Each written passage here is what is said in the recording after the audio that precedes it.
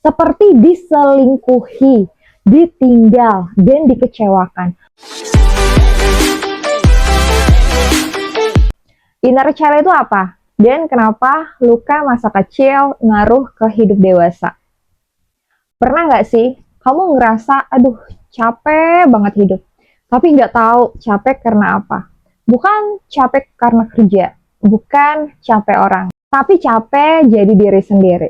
Kalau ya, bisa jadi yang sebenarnya lelah itu bukan kamu yang sekarang, tapi inner child kamu. Dan tenang, ini bukan hal lebay, bukan hal mistis juga, dan bukan buat nyalahin siapa-siapa.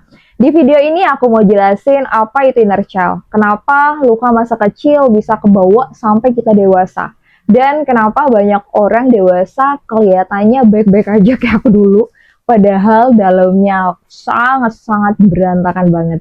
Nah, inner child itu sederhana banget sebenarnya. Inner child adalah bagian dari diri kita yang terbentuk saat kecil, yang menyimpan rasa takut, rasa ditinggalkan, rasa tidak cukup, dan kebutuhan emosional yang dulu nggak terpenuhi. Semua orang punya inner child, bukan cuma yang masa kecilnya parah.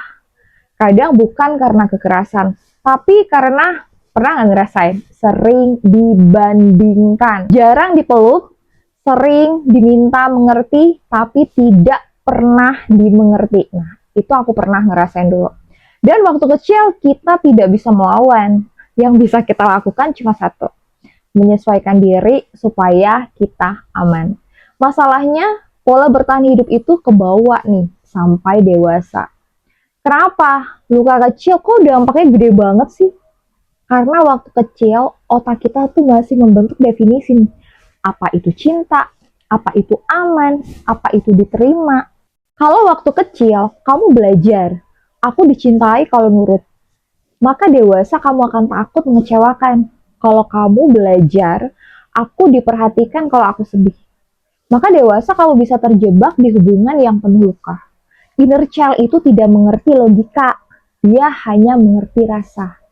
Makanya walaupun kamu sudah dewasa, sudah pintar, religius, atau kuat, reaksi emosionalmu kadang tetap seperti anak kecil. Aku ditinggal, overthinking, merasa tidak cukup. Inner child bukan juga untuk menyalahkan orang tua. Ini penting banget. Membahas inner child bukan berarti menyalahkan orang tua. Banyak orang tua sudah melakukan yang terbaik dengan kemampuan mereka saat itu. Tapi niat baik dan dampak emosional itu dua hal yang berbeda loh. Inner child healing bukan soal siapa yang salah, tapi soal kenapa aku bereaksi seperti ini sekarang. Karena selama kita hanya menyalahkan diri sendiri, luka itu tidak akan sembuh. Contoh dampak inner child di hidup dewasa. Aku kasih contoh ya. Ada orang yang pertama selalu dapat pasangan yang sama-sama menyakitkan, sering diselingkuhi, sering ditinggal tanpa kejelasan. Bukan karena dia bodoh, enggak. Bukan karena kurang doa, enggak. Tapi karena inner child-nya terbiasa dengan cinta yang tidak konsisten. Ada juga yang terlalu mandiri, nggak mau merepotkan siapapun, sulit minta tolong. Padahal itu bukan kuat, itu inner child yang belajar. Kalau aku butuh, aku kecewa. Semua itu bukan salahmu.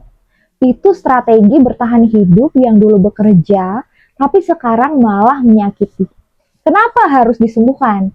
Karena inner child yang terluka akan mencari validasi dari luar, akan bertahan di hubungan tidak sehat, akan capek sendiri tapi nggak tahu kenapa. Dan selama inner child belum merasa aman, kita akan terus mengulang pola yang sama dengan wajah orang yang berbeda.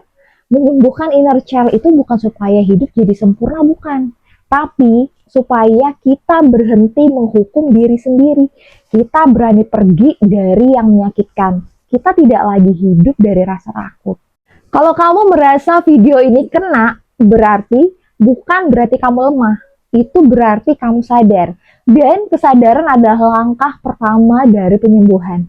Di video berikutnya, aku akan bahas kenapa luka inner child bisa bikin pola hidup buruk terus berulang. Seperti diselingkuhi, ditinggal, dan dikecewakan. Kalau kamu pernah ngerasa seperti itu, tulis aku di komentar. Thank you, terima kasih teman-teman.